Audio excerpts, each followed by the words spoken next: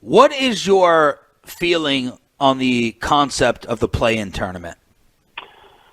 In theory, I hate it because 82 games or 72 games ought to be enough to be able to determine who your top 8 teams are and then go play.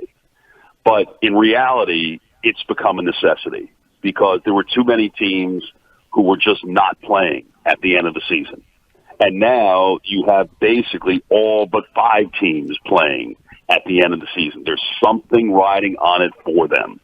And it has made for incredibly compelling theater coming down the stretch of the season.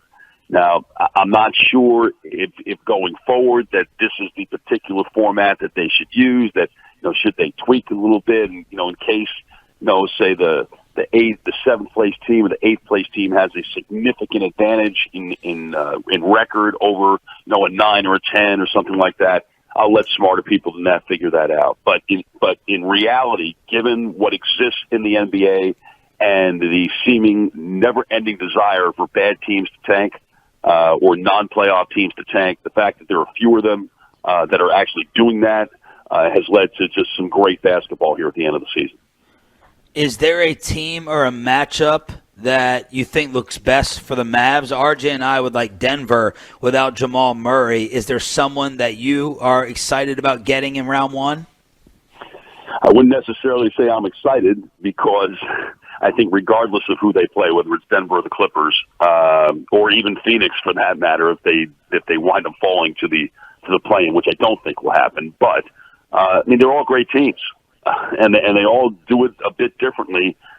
Frankly, I watch the Clippers, and beyond the fact that they can shoot the heck out of it, I'm not sure why people are so all hell bent on suggesting that they've got all this.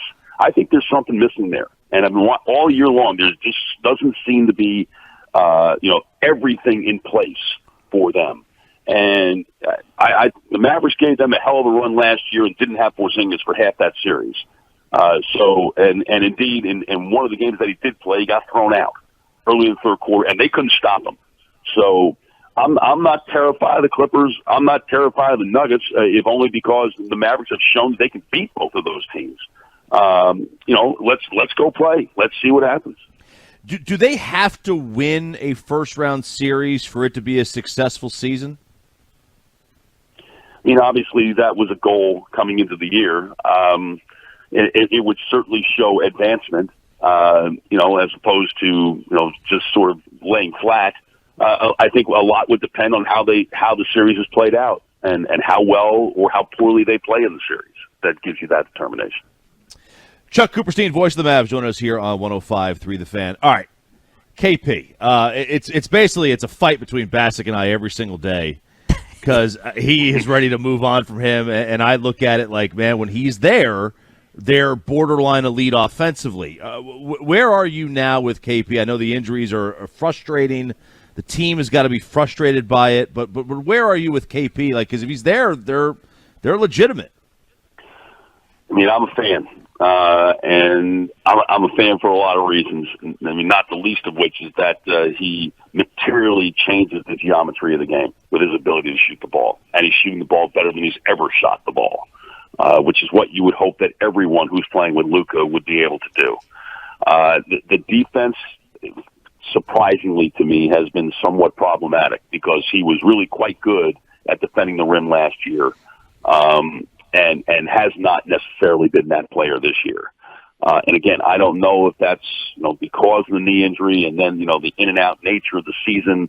It's just so weird. I'm certainly not running to give him up. If somebody makes an offer that Donnie Nelson can't refuse, then, you do what you have to do. But it's got to be that kind of offer. And that includes, a very legitimate NBA player and a very high draft choice that goes along with that.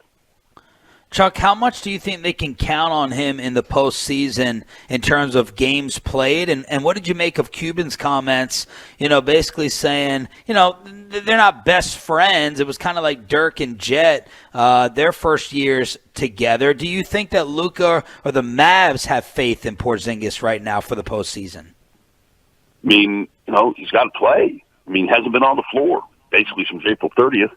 So he's missed 10 of the last 11 games, and it's problematic. It's hard to have faith in someone who isn't playing. But apparently tonight he's going to play, and he's going to, hopefully play these last 3 games and knock off some rust, kind of like, what Anthony Davis had to go through with the Lakers. And then you get another week off, theoretically, as long as they're not playing in the playing game, to practice and get healthy, and the team gets right. And I think we saw what happened the last time the Mavericks had a full week off to practice back in February.